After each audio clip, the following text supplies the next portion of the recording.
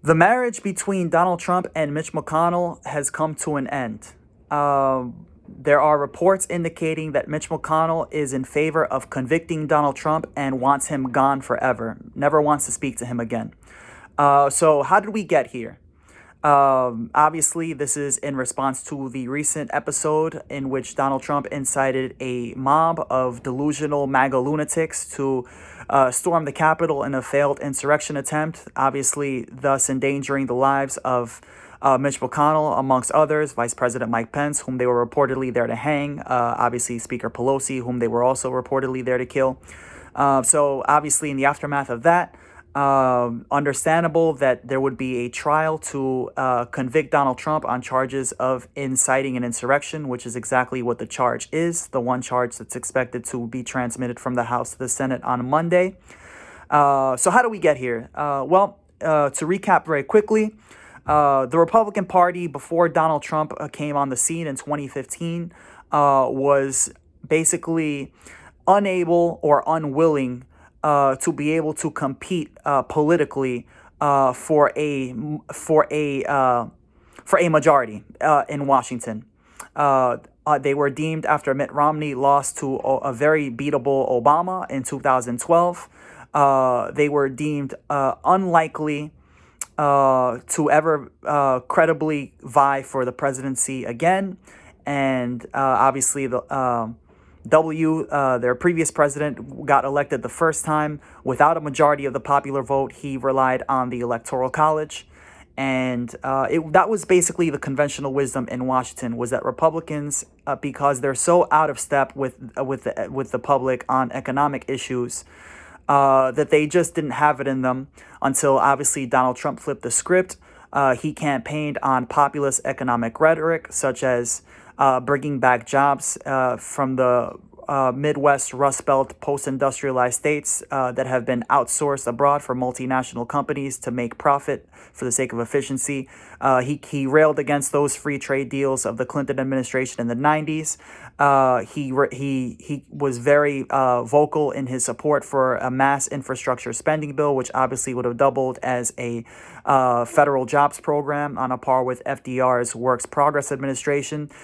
He was populist in his rhetoric against endless regime change wars that are expensive and basically serve no purpose. America is not defending itself. These are offensive wars. In many cases that are internationally illegal. Our occupation in Iraq has lasted 17 years. We've been in Afghanistan for 19. We're now in Syria. We're waging shadow wars in Africa, etc. Nobody in the American public supports any of these wars. Obviously, Donald Trump taking the sort of vague language of universal health care. He was not explicit in his endorsement of a Medicare for all style system, but he did sort of use the broad rhetoric. So in many ways, Donald Trump flipped conventional wisdom by taking these anti-conservative, anti-neocon positions, pro-populist positions on economic, on trade, and on infrastructure, and was able to prevail, thus launching a really unlikely marriage between Mitch McConnell, who was the ultimate power broker in Washington as Senate Majority Leader, the ultimate ruthless careerist, pro-business Republican, who's basically a staunch defender of the neocon, libertarian Republican agenda of tax cuts for the rich, deregulation, and also obviously stacking the federal courts, stacking the federal judiciary, and then Donald Trump, this really wild, uncouth, repugnant, totally unpredictable, totally untraditional character, who obviously very animated on Twitter. And even though Donald Trump ultimately failed to live up to any of his promising campaign rhetoric, which if he had followed through on, would have arguably resulted in a great presidency that was reelected overwhelmingly in 2020, he failed to live up to that. Mitch McConnell ended up having a lot more success in exactly what he set out to do. And after Mitch McConnell provided political cover for Donald Trump through many scandals, obviously there was an impeachment trial a year ago. Obviously there was the Stop the Steal vote, which McConnell sort of endorsed for a time until the electors officially certified Biden, and then Donald Trump got out of and then Mitch McConnell got out of Trump again. His judges, he was able to basically ramp up military spending, the military budget. So Mitch McConnell got all his priorities. Donald Trump didn't really get any of his priorities, but he was always sort of in it for himself because he's a standard neoliberal establishment hack, as it turned out. So Donald Trump ended up just sort of turning Trumpism into basically just an ego trip, personal loyalty to the man rather than any economic ideological agenda. And it worked for 4 years until it didn't work, right? Then COVID happened. Donald Trump famously totally incompetent in botching the economic response rather than getting out adequate economic relief and aid and to promulgate a proper recovery for the economy. He chose instead to crow about capitalism and personal responsibility and the American dream, the markets, blah, blah, blah. Basically, and that doomed his prospects. It also didn't help that he threatened to invoke the Insurrection Act and sic the military and National Guard on Black Lives Matter protesters at the height of the George Floyd protests in the summer. And then, of course, 400,000 people, 400,000 people died on Donald Trump's watch as the economy, 30 million permanent unemployment. So Donald Trump totally botched that.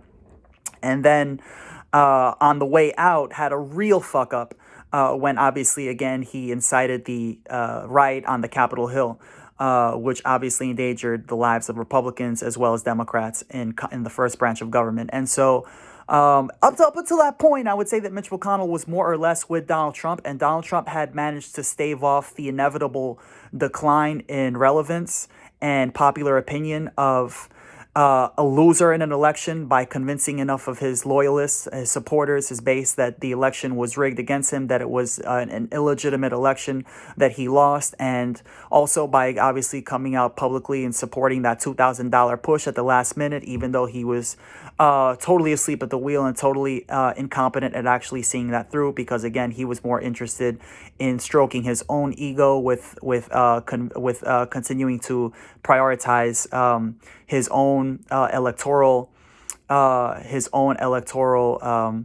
preservation with the whole stop the steal nonsense. And so here we are. So now there's been a defining moment in a major national trauma with the siege of the Capitol, the riot by a mob of angry MAGA folks who Donald Trump obviously incited directly on the day of, in the lead up to, and Donald Trump has already been impeached in the House, and the Senate is now preparing to take up a trial to convict, the significance of which is if Donald Trump is convicted, he would be disqualified from ever being able to run for president ever again.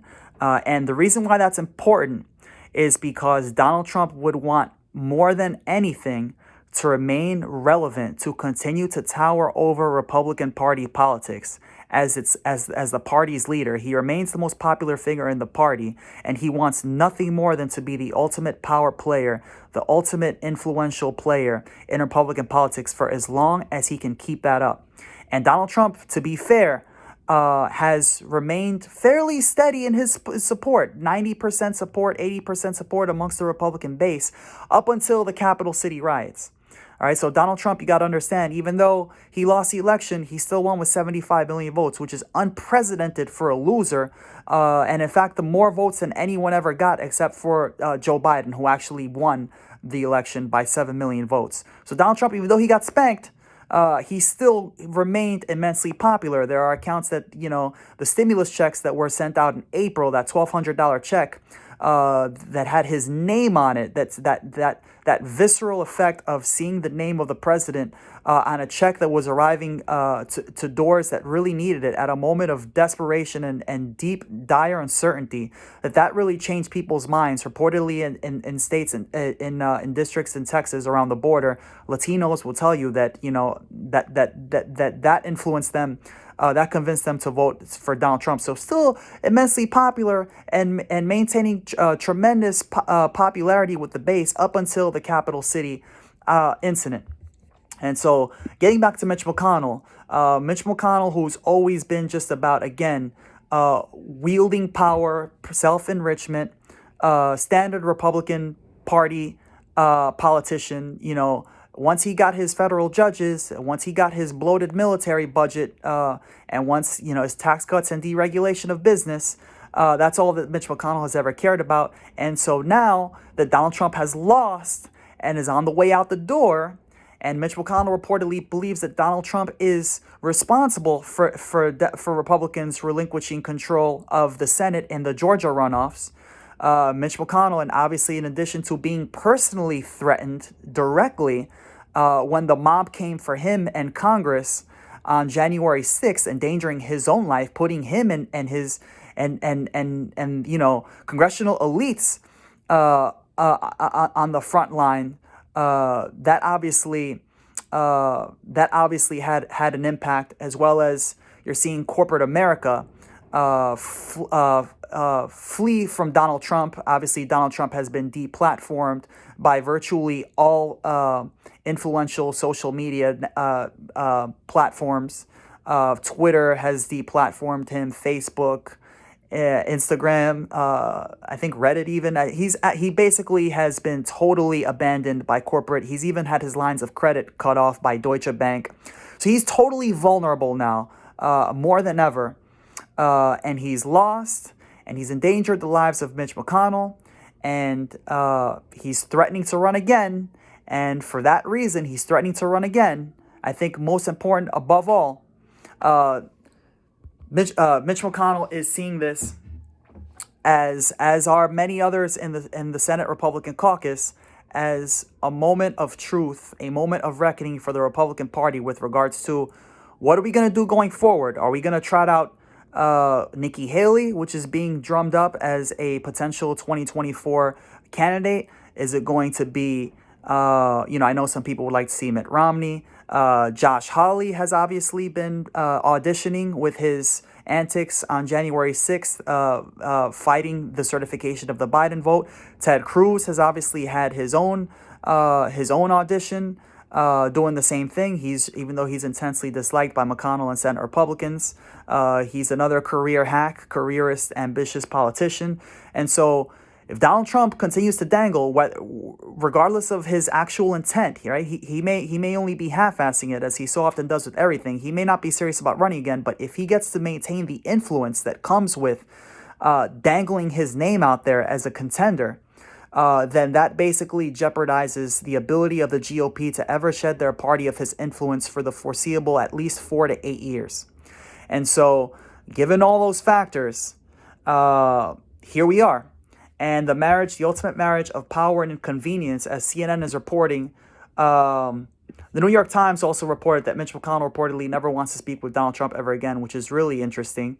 There are reports of a memo circulating in Washington among prominent Republican players, including former senior Trump administration officials and former congressional officials, congressional leaders, that are pushing a memo trying to pressure the Republican Senate caucus, including Mitch McConnell, voting to convict in order to disqualify him from ever to run. Because again, now this becomes about political power and the direction that the GOP heads. And there are some quotes here. Mitch said to me he wants Trump gone. According to one Republican member of Congress, it's in his political interest to have him gone. It is in the GOP interest to have him gone. The question is, do we get there? The ongoing Republican whisper campaign, this is according to the CNN article, according to more than a dozen sources who spoke to CNN, is based on a shared belief that a successful conviction is critical for the future of the Republican Party. Multiple sources describe this moment as a reckoning for the party. Trump created a cult of personality that is hard to dismantle, said a former senior Republican official. Conviction could do it. Again, this is Donald Trump at his most vulnerable moment. You don't know for how long he'll be this vulnerable. So if you don't act now, you don't set the precedent that there have to be consequences for inciting an insurrection against the United States government, against this cult-like figure who was able to convince a mob of loyalists to die on his behalf, that it's their patriotic duty to attack Congress. If you don't take advantage of this this moment of opportunity, a political opportunity, they may not be able to recover from Donald Trump for the next 4 to 8 years. So the 9-point memo charges that it is difficult to find a more anti-conservative outburst by a U.S. president than Donald Trump the last 2 months. Trump urged supporters from across the nation to come to Washington, D.C. to disrupt Congress on January 6th and egged on the crowd, which was widely understood to include people who were planning to fight physically and who were prepared to die in response to his false claims of a stolen election. Again, Donald Trump's favorability has declined since you're seeing numbers that are putting him in W territory when he left office, which W, I believe, was at 23% favorability, his nadir when he left office. Donald Trump, not that low, high 20s. I saw a recent poll showing him at 29%, low 30s, which for him is a nadir in his 4 years. So again, this is the political opportunity, and Mitch McConnell, somebody who really is ruthlessly wields power and is all about a sort of creature of politics. So he understands the dynamics, but he's going to face pressure from loyalists, obviously on Fox News, like Laura Ingraham and Sean Hannity, who have already condemned McConnell for coming out in favor of convicting Donald Trump. And then you're seeing also loyalists in the Senate, including Senator Ron Johnson, calling this a dangerous precedent. I don't even think we should be having a trial. You're seeing Lindsey Graham. If you're wanting to erase Donald Trump from the party, you're going to get erased. This idea of moving forward without Donald Trump in the Republican Party is a disaster for the Republican Party. John Kelly, reportedly former White House chief of staff, along with former Attorney General Bill Barr, in favor. Bill Barr accused Donald Trump of betrayal of his office, orchestrating a mob to pressure Congress. 30 former Republican members of Congress signed a letter urging House members to vote to impeach. At the same time, current and former Senate aides are encouraging their bosses to seriously consider voting to convict. So a lot of pressure even from current and former Senate aides, which is really interesting. A lot of people view this as a fight for the party, according to one former Republican Hill aide. In the Senate, there's more institutional respect and understanding of the long-term consequences. There's also real resentment of Trump and the damage he has done, and awareness of what this means in the next 4 to 8 years, which is what this is all about, right? Mitch McConnell, the mob was fed lies. They were provoked by the president and other powerful people, and they tried to use fear and violence to stop a specific proceeding of the first branch of the federal government, which they did not like, but we pressed on. So this is giving a lot of GOP caucus members in the Senate hope that those that oppose Donald Trump, those that would like to see him punished, held to account for the first time ever. This is giving them hope that Mitch McConnell, who's normally reportedly very restrained and mild-mannered, that he's taking such strong language in repudiating the 45th president. And so that's where things are at right now. It really seems like the marriage between of convenience and power between Mitch McConnell and Donald Trump has ended. And Mitch McConnell, I believe, is going to really look to screw Donald Trump here. I have no doubt in my mind, Mitch McConnell already got everything that he wanted from Donald Trump. In my opinion, he played Donald Trump for all 4 years of his presidency. He got Donald Trump to go against down-ballot Republican Senate candidates who actually aligned with Donald Trump on his 2016 economic populist rhetoric. He got Donald Trump, Mitch McConnell did, to endorse challengers, to those candidates that ran down ticket.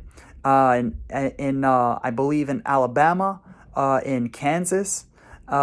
He got Roger Marshall to go against Chris Kobach in Kansas when Chris Kobach is really just a standard Mitch McConnell, neocon,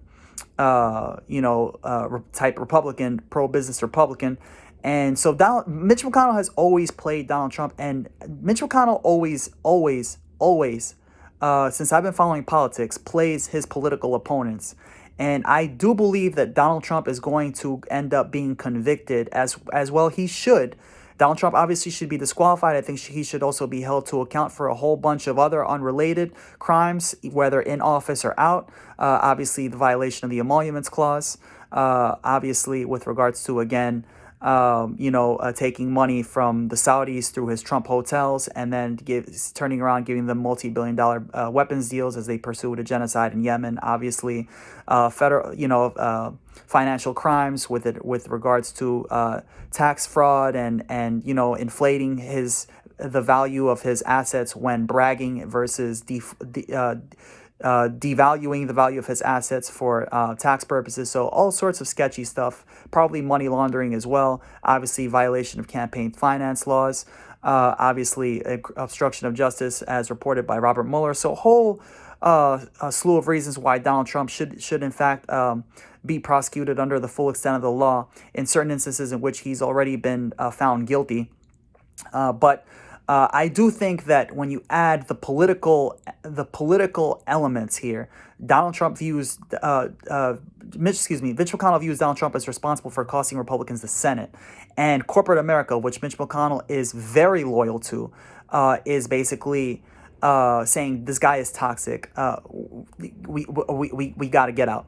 And again, Mitch McConnell, standard issue neocon Republican. If Donald Trump is a loser and Mitch McConnell secured his power, just won re-election, so he's in power for at least another 6 years, Mitch McConnell is probably going to get the better of Donald Trump on this. And it's going to be very, very interesting and enjoyable to watch for me as someone who hates them both, to watch this unfold.